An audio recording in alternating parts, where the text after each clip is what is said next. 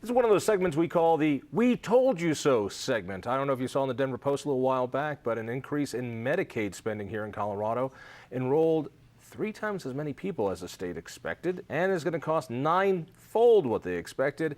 Well, there was one person who did expect it, and she's right here. Linda Gorman from the Independence Institute. You run our healthcare center. Thank you so much. Now, this was back in '09. They passed House Bill 1293, which was a tax increase. Yes. What did it do? Well, it basically put a tax on everybody's hospital bills.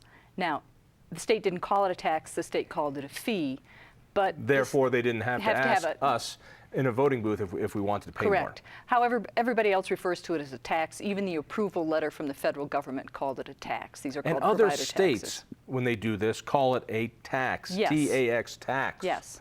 I do wish you would sue, but I'm in too many lawsuits. Too many lawsuits already. Next time, I'll get there. I got a whole hit list of lawsuits. So it taxes what exactly? It taxes your hospital bill. So if you are sick and you need hospital services, they just they put a tax on that. But they don't tell you what the tax is on your hospital bill because that was made specifically illegal in the bill. This was, I think, the icing on the cake. In 1293, back in 2009, it was a tax increase without a vote on it, without letting us vote. 5%, 5.5%? Well, it could be up to 5%. It's not there yet. Okay, up to 5% tax on my hospital stay. Yes. And it's not on the hospital bill. No. So it gets worked into every price you have. And the bill says you can't have it on the bill. Yes, the bill in the house says you can't have the bill in the hospital. Say you're paying more. It's the new transparency. Yeah. This has raised a gusher of money. I mean, Colorado taxes have gone up in the last 2 years by $700 million because of this bill. And it's projected to hit, I'm trying to see if I have the figures here, $604 million next year. So this is a huge tax increase, and at a time when the government is asking you to tax yourself more. They've already done it. They just called it a fee. Now, when we talked about this, when this was going through, we came into this studio. The show had a different title at the time, and I asked you, what does this really mean? And you said it could be bad. Now, this money was to go to Medicaid programs, to help more people who need health care and Medicaid. Not exactly. It was here to expand the Medicaid program. Colorado has a pretty extensive Medicaid program now. They wanted it to expand it to people who were making higher incomes, almost up to Colorado median income, 250% of poverty level. And they wanted to include people who were single, no dependents, and able to work. So in other words, the goal of this bill was to raise taxes without a vote of the people and without the tax being seen on anyone's hospital bill when they come home after the operation, so that they could allow more people into Medicaid even if they were close to the median income here in Colorado. Yes. All right, I want to go back to August of '09. Linda was here in the studio, and here's what she said about this. Listen to this. Do it too. But the problem is that it's not just milking the federal government. It's taking a phenomenal amount of money out of people's pockets who pay for their own health care, who are responsible now. They're taking $630 million away from people who pay privately now. They're transferring it into the Medicaid program so that they can get more federal funding, so that they can take more people out of the private sector, so fewer people are actually paying. This weakens the entire private sector.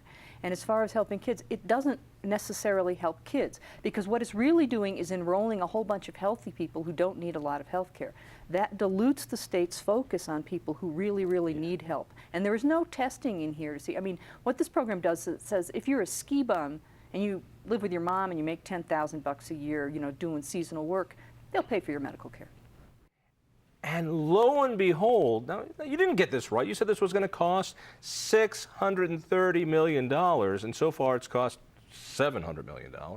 But you're part of saying all this is going to do is take more people out of the private insurance rolls. Has it done so? Yes. Well, we're not sure because, of course, the state doesn't measure whether people coming in had private insurance or not, but they probably did. But enrollment has gone skyrocketing, just as you has gone up. Well, it's not hard to predict. I mean, it's very kind of you, but it's not hard to predict that government will overspend and overpromise and underperform. What's happened here, though, is they've taken all this, private hospitals collect these taxes. They all get shifted to state-owned hospitals, Denver Health, and the University of Health Sciences, University of Colorado Hospital, sorry. And so the money's being taken from private hospitals and shifted to public payers. And this isn't a good thing either, because it weakens, again, the private sector. So when you say we're going to raise taxes, revenue, fees, so that we can expand Medicaid, lo and behold, that's exactly what happens. About 3 times as many, at least in one part of this, 3 times as many people came in. And now they don't have enough money. They Right. say, we don't have enough money. We let all these new people into our government-controlled healthcare system. We don't have enough money. What's going to happen? Well, the goal here has been to increase the number of people on the program. I mean, the state Medicaid department seems to be focused on the notion that coverage will cure everything. The more people we can get covered, the better off we are, regardless of whether or not they need health care. The classic is we cover healthy children in this state. A kid who might need $600 worth of medical care in a year for everything, we bring them in and we give a capitated payment of $2,000 for them and say, okay, we've done good. Well, actually, we haven't done good, because somebody's getting the extra, $1,400, and we didn't need to spend that. Give me your example here of the ski bum. You said this a couple years ago. You said, here's a guy, he's a ski bum, and he's on his private insurance, and now we're going to cover him. That's exactly what happened. Pretty much. Lots of people wandering around. And then we get the twin threats. The Denver Post actually in a House editorial said that, and people who said that this, wouldn't be good should think again, because we'd all have to pay for these people. Well, my question is, if you're paying for them now, somehow they're being paid for, why are we increasing a very expensive program to do that?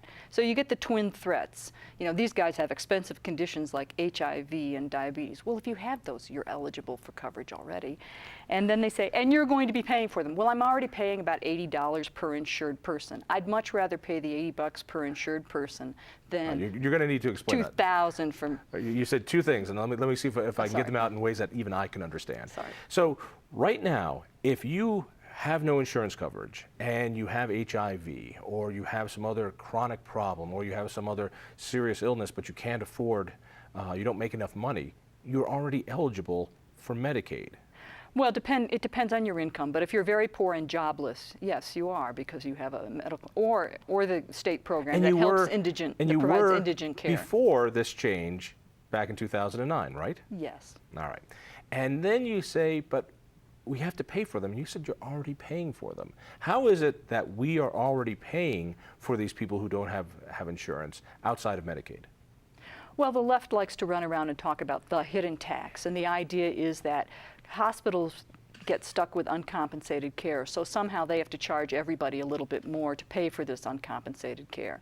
And people like Families USA try to say it's $1,500 per person or $1,000, so you need to go out right now and vote to tax yourself some more to cover these people. In fact, the largest generator of uncompensated care is Medicaid. The uninsured pay about half of their own care out of their own pockets, and they tend to be healthier. So when people who are reasonable and rational, like people from the Urban Institute, have done these calculations, it comes out to about $80 per insured person per year is the amount that an insured person pays through his higher premiums for uncompensated care. Okay, I pay a lot for insurance. Yes. I mean a lot for insurance. And I've got a handicapped child, and let me tell you, it makes a difference. So with that, I'm thinking $80 a year is what I pay extra into that insurance, so that there's extra coverage available for people who don't have insurance. Am I getting that basically It's not right? coverage, it's medical care. It's like if you need medical care and you walk into an emergency room and you're uninsured and they have to cover you under EMTALA, then you get covered. Now keep in mind, though, that Medicaid enrollment is retroactive. So people who aren't formally signed up for insurance but who meet Medicaid eligibility standards go into a hospital, they're enrolled immediately. So when they go out and they survey people and find out who's uninsured, about 1/3 of those people will be eligible for Medicaid if they need health care. But they don't need health care, so why should we pay for it if they're not using it? That's the big question. What I'm struggling with is that we need more people in the private insurance pool. That the more people we have who are insured, who don't have a claim, the cheaper my insurance is going to be. I want a whole bunch of healthy people and they're paying their insurance so that my premium's cheaper. Yet, we've just offered this program that expands it and takes people out of those roles and puts them into Medicaid. People who might be completely and perfectly healthy are now taken out of the private insurance pool thanks to this law, and at 3 times what they expected have gone into the government system. Yes, and they only have to pay $35 a year for the government system under the Child Health Benefit Plan. There was a bill introduced this year to please could we maybe increase it for inflation to maybe $47 a year, and the usual suspects threw up their hands and said this would be evil for the poor and people might stop covering. Well, if I'm making $55,000 a year, I think I can afford, you know, a couple of Happy Meals more on my insurance. Are you telling me that people who make $55,000 a year are still eligible to be under Medicaid under this new law? No, children's basic health plan, yeah. Well, yeah, if depending on the number of people in your family, and don't forget, and also because they don't count certain kinds of income. 100% of the Independence Institute employees are eligible for this, and likely food stamps too. Well, you know, when they've looked at university system enrollment in other states like Wisconsin, they found that a lot of people are on the state plans who work at the university. So rather than buying the expensive university policy because it costs them more than $35 a year, they enroll in the state plans for poor people. All right. Couple minutes left. Let's take this out of Colorado. Now that we've had our own little experiment where we said, hey, we're going to increase coverage and allow a whole bunch more class of folks into the government system, and threefold came in, 9 times the projected expense in some categories. Bring it to Obamacare for me. When we start doing this on a national level, having a system where you are guaranteed coverage, what's different? The size of the financial disaster is larger, and the decline in the quality of health care is larger. To see what's going to happen, just look at New Jersey premiums for insurance where they have guaranteed issue. And so they just charge you the max because they know you're sick coming in because otherwise you won't pay the premiums. And it's about $1,500 a month for a pretty healthy person. All right, so these are huge numbers. $1,500 a month? Yeah. And so so what you have is a sickness pool buying insurance. You're just hoping that if you're average or below average, you win. If you have very expensive diseases, you lose, you win. It's a mess. The other thing to consider is that under Obamacare, your insurer has to provide coverage for your kids' eyeglasses. Insurance is the most expensive way to buy stuff. You should only want to have insurance for things you can't afford, not for eyeglasses where I can go hit the sale at LensCrafter. I don't want to pay my insurance company their profit margin to go out and buy my kids' eyeglasses. So it's going to be very expensive. We hate to tell people this, but this can't last. No. It is going to fail here in Colorado. We've got less than 30 seconds. What does Colorado need to do to fix this mess it put itself in? Colorado needs to consider Medicaid block grants, needs to consider getting control over its program. If it doesn't, the feds are going to put it out of business. HHS just told it that if it didn't start better managing its program, it was going to withdraw the funds. You know, when the feds come to fix a problem in Colorado, it's got to be a big problem. Now, Linda, thank you. Thank you. Tell a friend about the Independence Institute. Go to independenceinstitute.org. We'll see you next week.